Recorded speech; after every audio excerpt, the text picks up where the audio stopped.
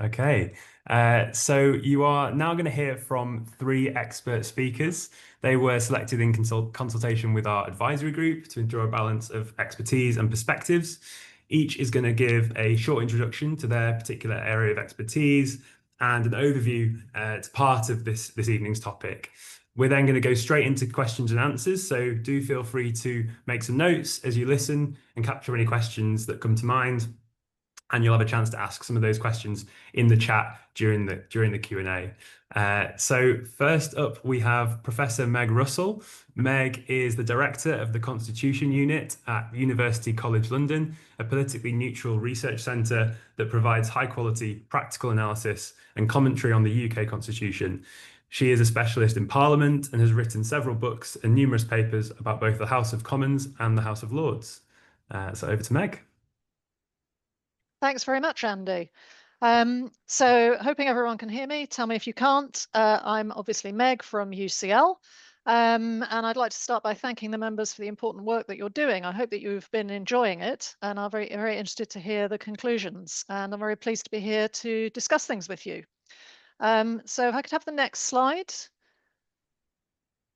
This just summarizes what I'm going to talk about. I'm basically going to do two things with my few minutes. First, share some results from Constitution Unit research on public attitudes to democracy, and then move on to some dilemmas to consider. I was asked to speak about this public opinion work, which was quite a major project we did, which involved two large-scale public surveys and, importantly, a citizens' assembly on democracy in the UK, which was a bit similar to the exercise that you're doing here.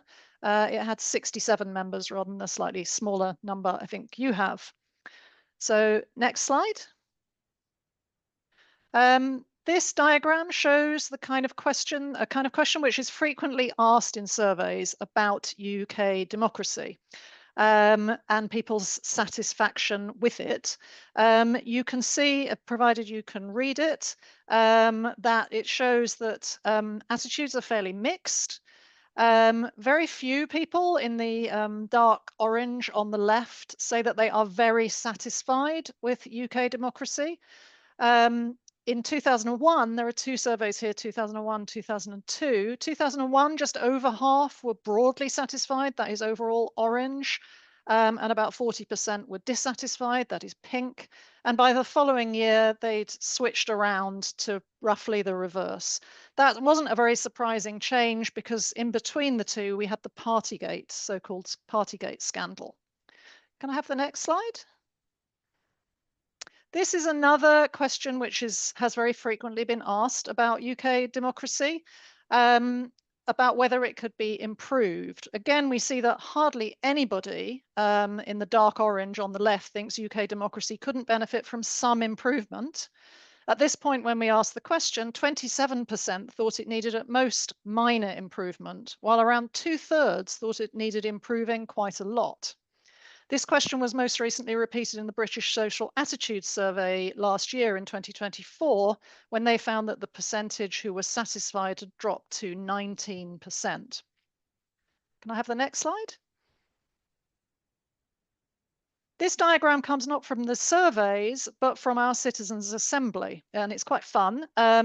Members were asked to summarise in a word how they felt about UK democracy, and this gives you an indication. The size of the text shows how often the words were used.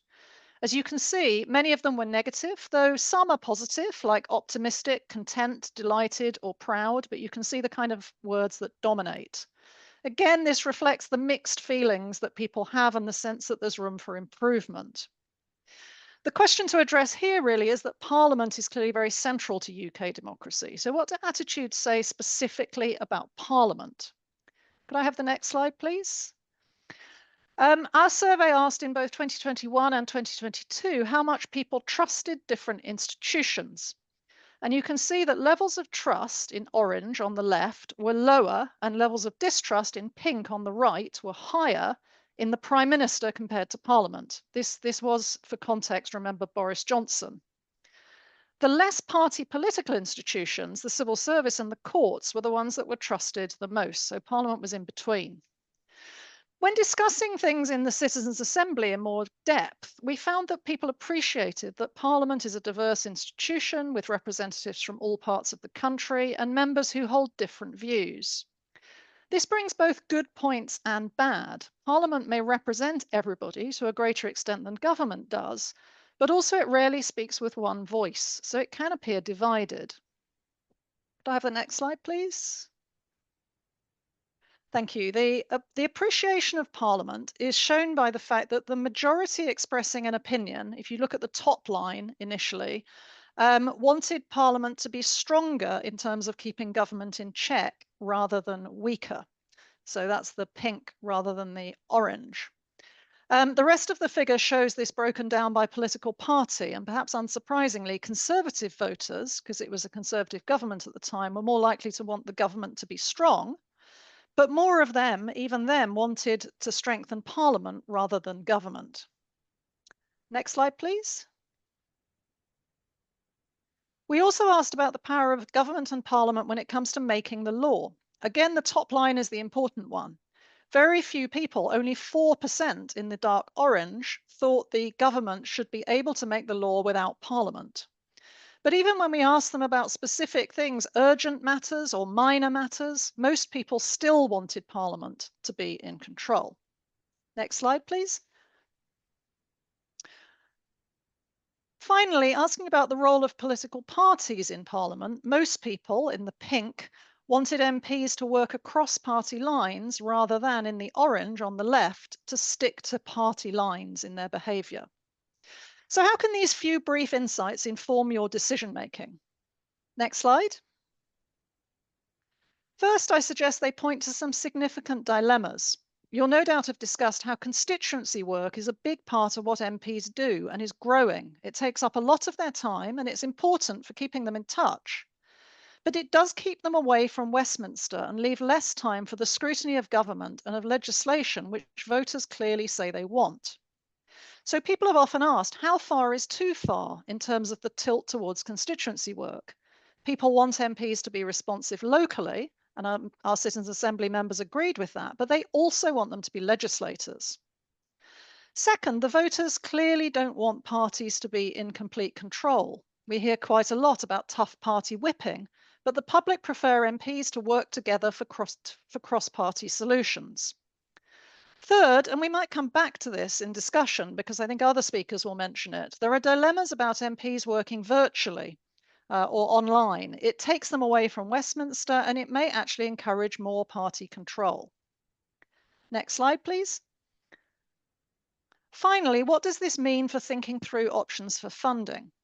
First, in terms of MPs' salaries, it's sometimes been suggested that some kind of performance-related pay might encourage certain activities. I'm a bit skeptical about that, and we might discuss it, but I'd argue in particular it shouldn't just further incentivize constituency activity.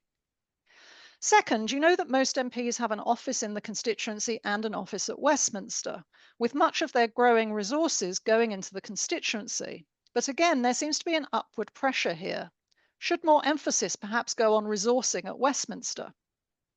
In particular, another study we've done of MPs' offices shows their staff are very pressurised and consequently turnover is very high. Their Westminster offices are staffed largely by young, inexperienced people. Around 70% of their staff at Westminster are under 30. So are there ways perhaps of getting more experienced and expert staff staying longer to support MPs' important policy work in Parliament? But this is complicated. Providing a better career structure for MP staff could cause problems if that was organised through the political parties and gave them more power. Final slide, please. Just to say thank you very much for listening. You can find more materials, including the two reports that I've mostly drawn from in this presentation via the links on this slide if it's shared with you. Thank you very much.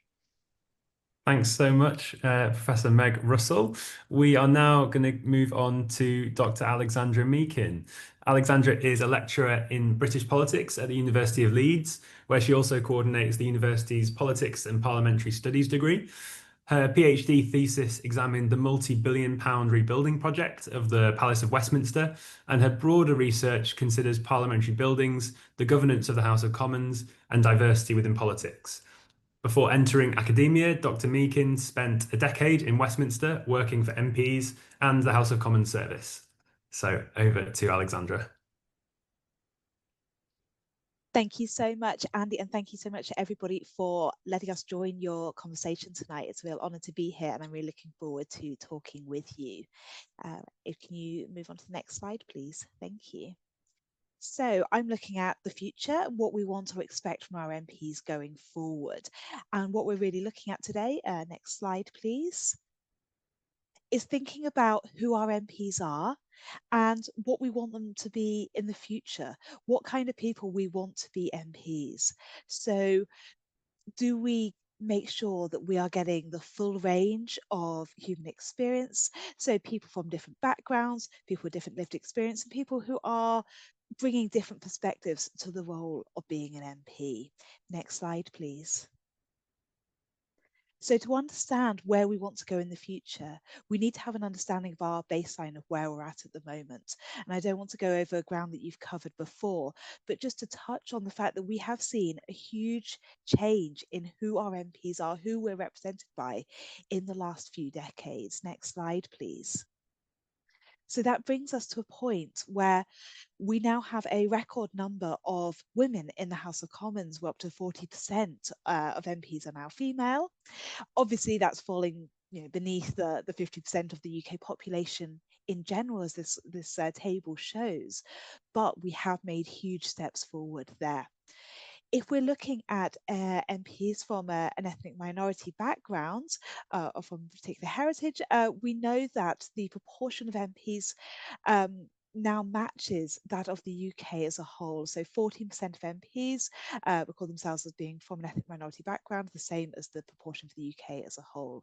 We've made incredible steps forward on LGBTQ plus representation, but at the same time, we know that representation has in some ways gone backwards on the question of class, and using the descriptor here of having a university degree. So we see that 90% of MPs have a degree compared to only a third of the population of the UK as a whole. So if we move on to the next slide, that sets up the first barrier that I want to talk about in terms of getting a representative mix of people from the UK sitting on the green benches of the House of Commons. So the first one we can talk about is class. So we know that the Palace of Westminster is an incredible building. A lot of my research has been on this amazing building, this icon, symbol of our nation, important part of our national heritage. But I've also really explored the fact that for many people, the palace is an intimidating place. It's a place they don't feel like they belong.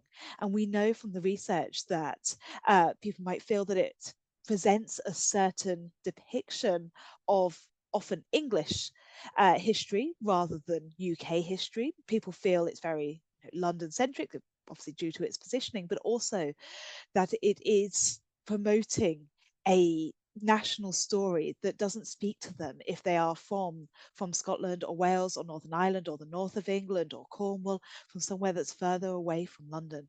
We also know that people who may not have who may feel excluded from the building due to the colour of their skin, or even simply because it's an incredibly inaccessible building. We'll get onto that a bit later on today.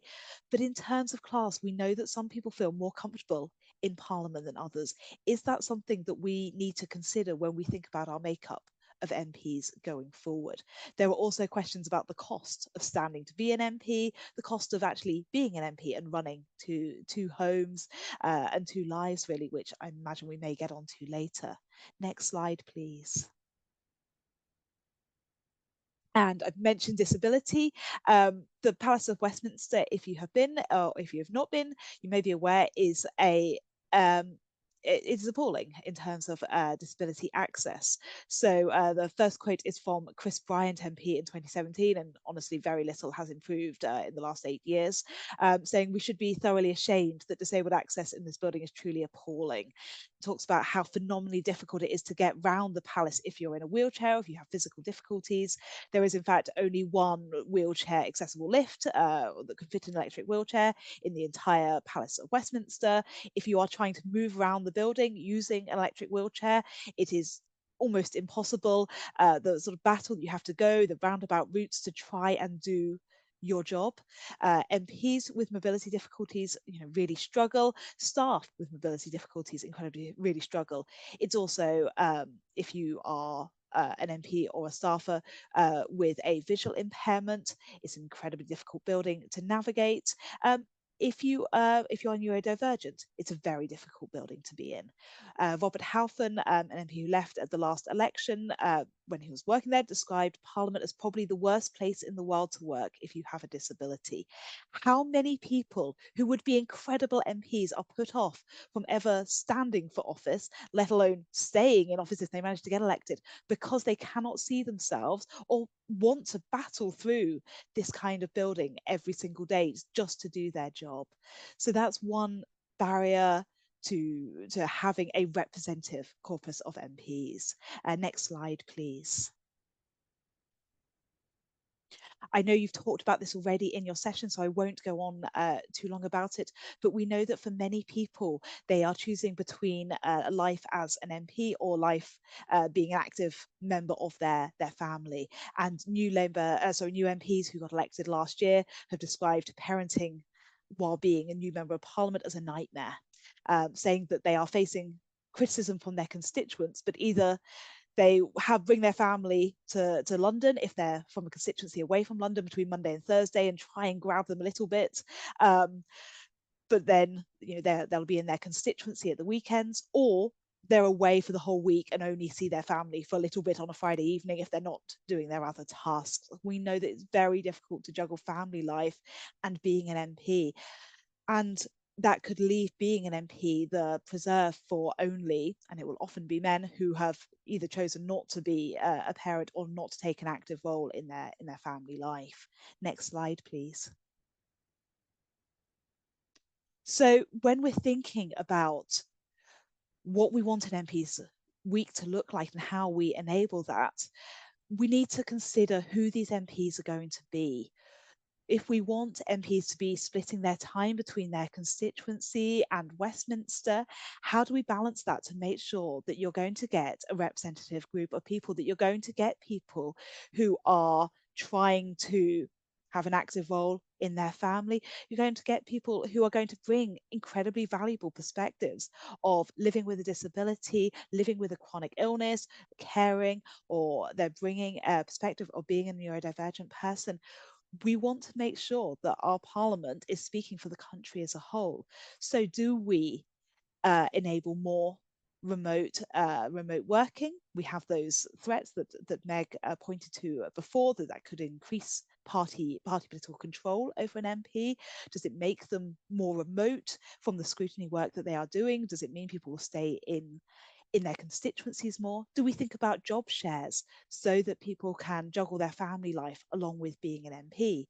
If we do, what does that mean for accountability? How can you make sure that your two MPs, if you had them, agreed when a key vote was coming? How do we facilitate the funding to make sure that MPs can support their families, can have childcare? If they need a particular accessibility requirements, are we making sure that they have that support to do so? There are many avenues that we can take this discussion further, and I really look forward to talking with you all later today. Thank you again so much for the invitation to be here. Thank you so much, Dr. Alexandra Meakin. We'll definitely explore some of that more in a moment once we get to some questions and answers. But first, last but not least, we will come to Dr. Nick Dickinson.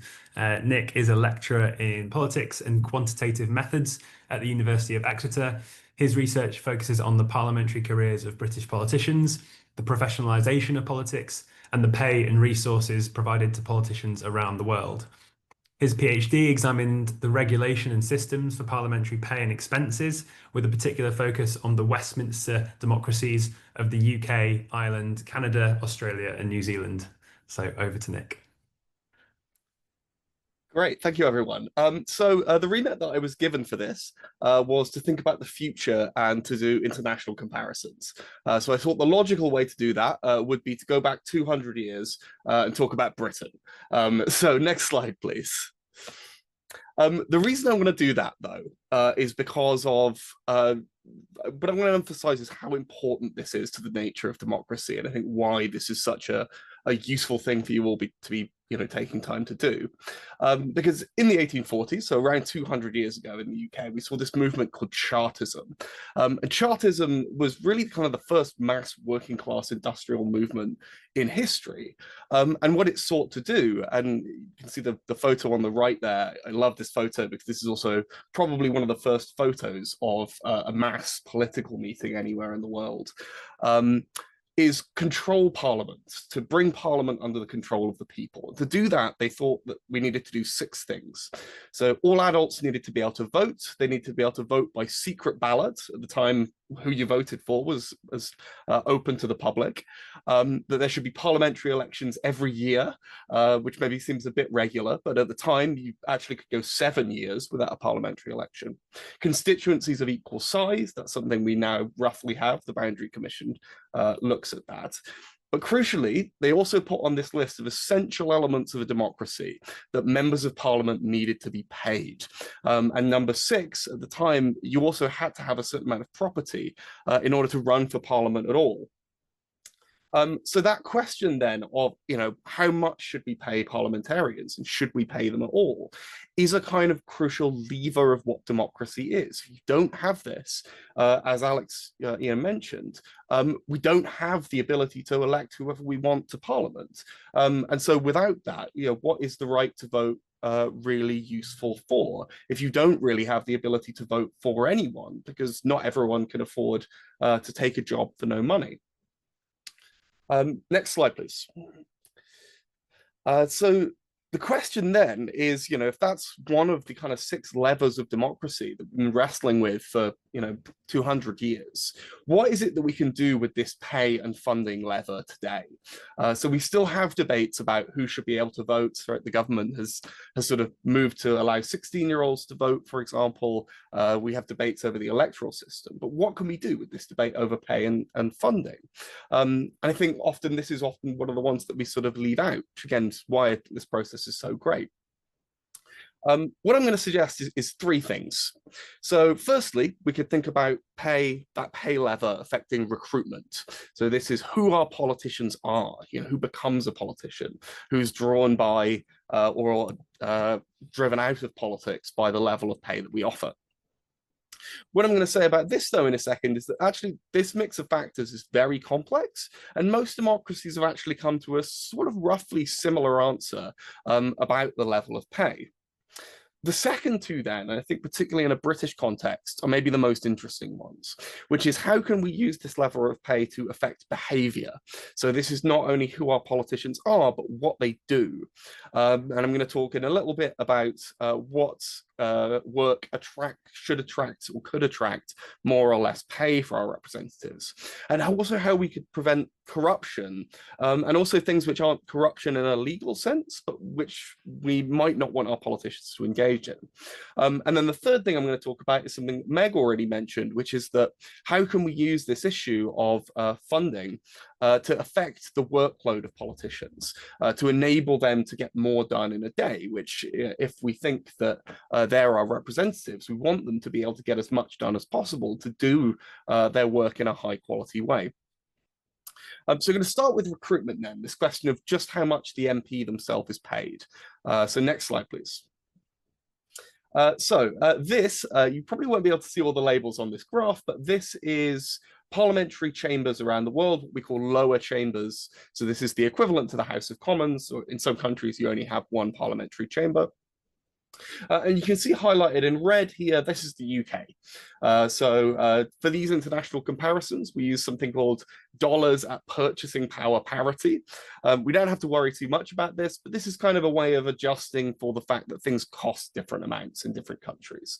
So, if I go for example, even around the UK, right? A pint is going to cost more in London than it is if I'm in Newcastle. So one of the reasons I like the North. This is basically a way of doing this internationally. So you can see the UK is sort of on the upper end here, but we're sort of well in the middle of the pack here. If you're interested, and you can ask a bit more about this in Q&As, but we've got countries like Turkey, Brazil, and Singapore at the top here. I think at the bottom is Zimbabwe. If we move slides, you can also see what upper chambers look like.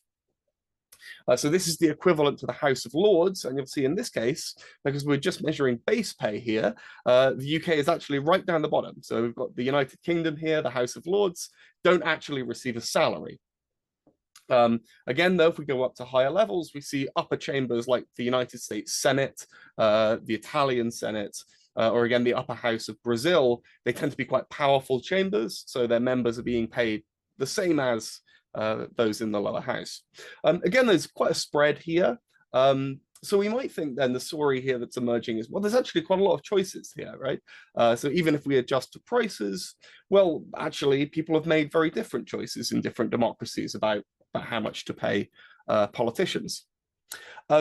However, there's another thing that we need to add to this. So international comparisons are difficult. Let's go to the next slide. So, of course, in addition to prices, we also have to adjust for the fact that different countries have different levels of wealth. And one of the ways that economists measure wealth is this thing we call GDP, so gross domestic product. And if we want to then say, well, how much of that wealth is there per citizen, we can divide that by population, and we get this measure called GDP per capita. So we can think about that as the average wealth per citizen of a country. And what you can see in this graph is this is comparing MPs' pay to that measure of GDP per capita.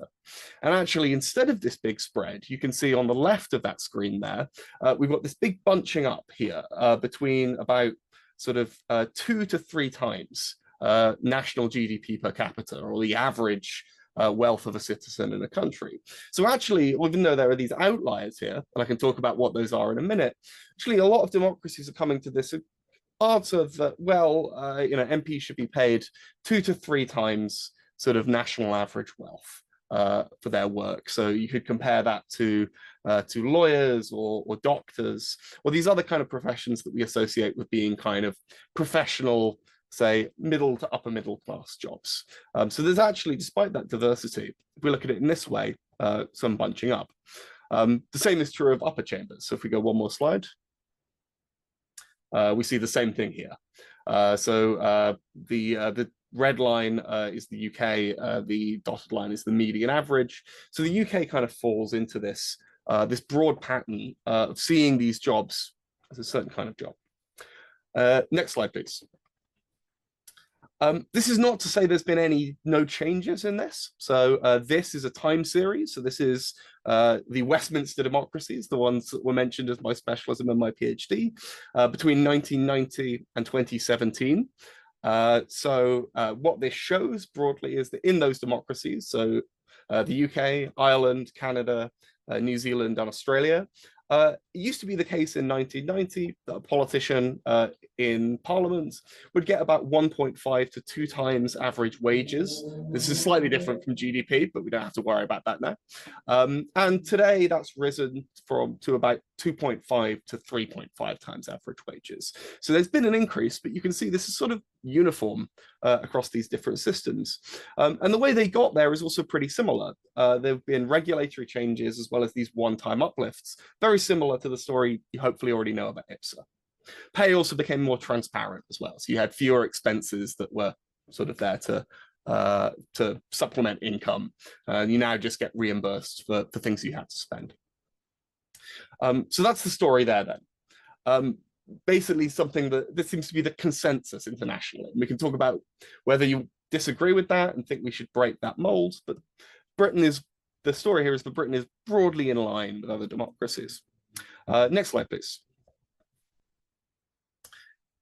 So what else could we do then if we're not talking about maybe changing pay in a dramatic way? Although that is something we could do. So we could talk about variable pay scales. So the UK does this a bit. Parliamentary committee chairs, for example, get paid a little bit more than your average MP. But some parliaments do this a bit more. So we see increments for length of service. If you've been an MP for longer, you get paid a bit more, reflecting your experience in the job. We could also pay more for various other committee assignments, sitting allowances, and some parliaments also pay bonuses in line with what the civil service gets. One thing that is interesting to highlight here is Portuguese MPs, for example, receive a 10% increase in their pay if they declare they won't do any other work. So very common in parliaments that you can actually do jobs outside of your job as an MP. That's the case in the UK, for example. But one method to move away from that would be to, instead of ban it, to say to MPs, well, you can choose to work outside of the Commons, but we'll decrease your pay if you do that. We'll increase your pay if you say, well, I'm going to dedicate all of my time to this. Last slide, please. The third thing then is to talk a little bit more about what Meg mentioned, which is this issue of, do MPs have enough staff? And this is something I was thinking about recently because of the fact that Nigel Farage was in the US giving their testimony before Congress. Now, Nigel Farage is a British MP. This means he gets a standard around £250,000 a year to employ, on average, 3 to 5 staff. Most of that, in the end, goes to constituency casework. The people sat across from him, however, and questioning him, and if you watch that speech, there were very good questions being asked. That's because members of Congress get $1.4 million to employ up to 18 staff. And if you're a senator, that goes even higher. You can get between 3.4 and 5.4 million. So these are really much more developed enterprises around the MP in the US.